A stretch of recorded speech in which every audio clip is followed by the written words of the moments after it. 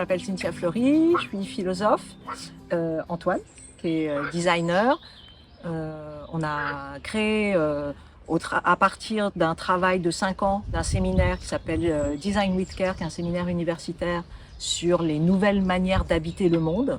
On a produit une charte qui s'appelle la charte du Verstollen, Verstollen pour dire furtif, furtivement, et qui tout simplement pose 10 points non négociables pour habiter le monde. Et ces 10 points, ils sont là pour inspirer quantité de personnes. Bien sûr, tous ceux qui font des politiques publiques. C'est une charte, je dirais, sensorielle des politiques publiques. Savoir qu'est-ce qu'on ne peut pas nous voler.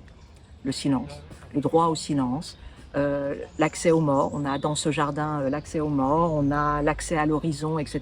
Et à un moment donné, donc dans ces 10 points, on s'est dit, tiens, pourquoi on ne ferait pas un jardin, notamment à Chaumont, hein, au lieu bien évidemment des jardins, parce que c'est une manière, je dirais, en un tout, de saisir les fameux 10 points, et pas simplement de passer par la sensorialité ou la non-sensorialité d'un texte.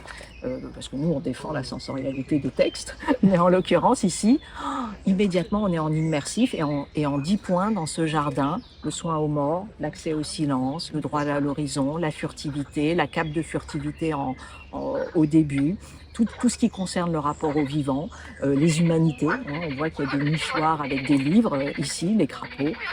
Voilà un petit peu ce qu'on a fait. Et c'est un jardin qu'on espère qui parle de la résilience de ce monde et aussi qui soigne ceux qui viennent à l'intérieur et qui le font, qui font ce jardin.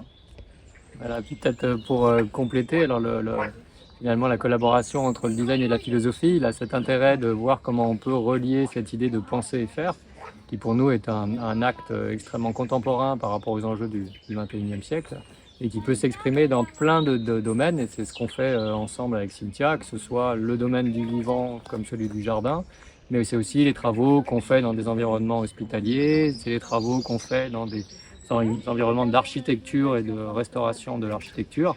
À chaque fois, finalement, arriver à relier ce penser et ce faire, c'est créer ce prendre soin de façon très concrète, de façon très précise, et l'exprimer au travers de ces points qui sont autant des méthodes que des choses absolument faciles à projeter.